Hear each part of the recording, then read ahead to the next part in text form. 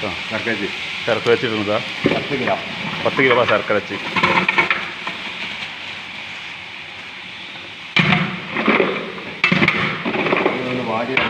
ഇതൊന്ന് വാടിയതിൻ്റെ ശേഷമാണ് നമ്മൾ പുളി ചേർക്കും. പുളി ചേർത്തതിന് ശേഷം ഒന്നും കൂടി വരുമ്പോൾ നമ്മൾ മുളക് വാടി ഇതിലേക്ക് പുളിയാണ് നമ്മൾ ഒഴിക്കണത്.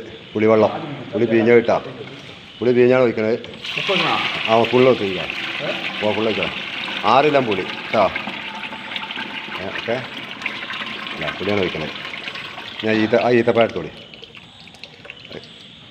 ഈത്തപ്പഴൻ്റെ ബക്കറ്റിൽ ഇതൊന്ന് ഇളക്കുക. അന്യം പെട്ടോട്ടെ. ആറ്റ് പിടിച്ചോ, കുഴപ്പമില്ല.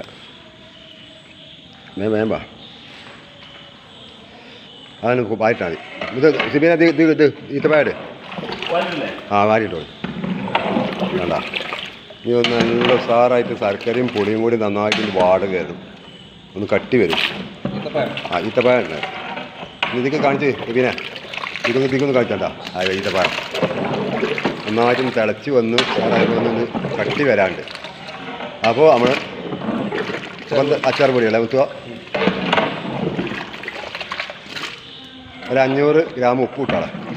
500 ഗ്രാം ഉപ്പും കൂടി ഇത് കിട്ടാം. ഉപ്പും കൂടി ഇത് കിട്ടാം സാറായി.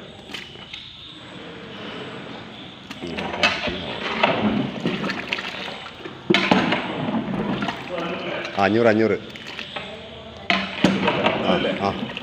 500 ഗ്രാം ഉപ്പ്. ഓക്കെ അപ്പോൾ റെഡി തിളച്ചിട്ടാ.